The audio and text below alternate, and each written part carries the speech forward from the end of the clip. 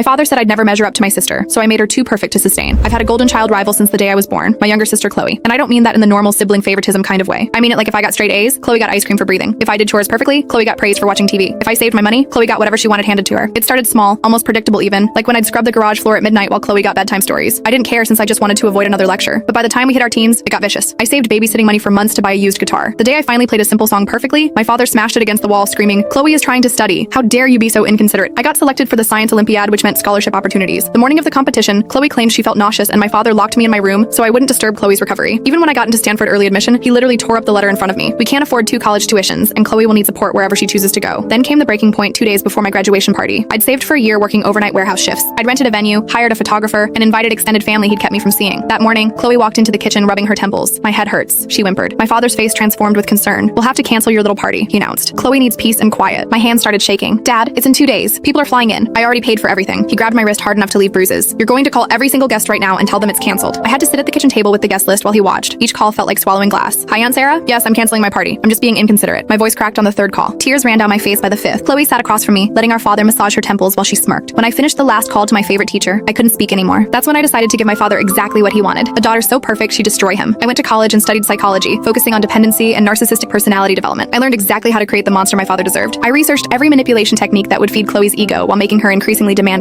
I started sending Chloe gift cards from a secret admirer with notes about how special and misunderstood she was. I created fake social media accounts praising her mediocre art. I anonymously paid for an art dealer to tell her she was destined for galleries. And after months of careful manipulation, I watched my plan unfold. Chloe dropped out of college and quit her part-time job to pursue her art career. She demanded expensive supplies and studio space that bled my father's savings dry. When he called panicking about the bills, I told him what he'd always told me. "You always said she was special, Dad. You can't abandon her now." Then Chloe started bringing artist friends home at 3 a.m., throwing creative sessions that left the house trashed. My father became uncomfortable in his own home, but I just reminded him, "You made it clear Chloe's the only child worth your time." He went silent after that, knowing that complaining meant admitting his mistakes. So my father took out a second mortgage for Chloe's downtown studio. Her art career went nowhere, but she kept demanding more. First a specialty printer, then rare pigments, then vintage canvases. Each time he hesitated, she'd sob about how he was killing her dreams. When he finally drew the line at a $15,000 kiln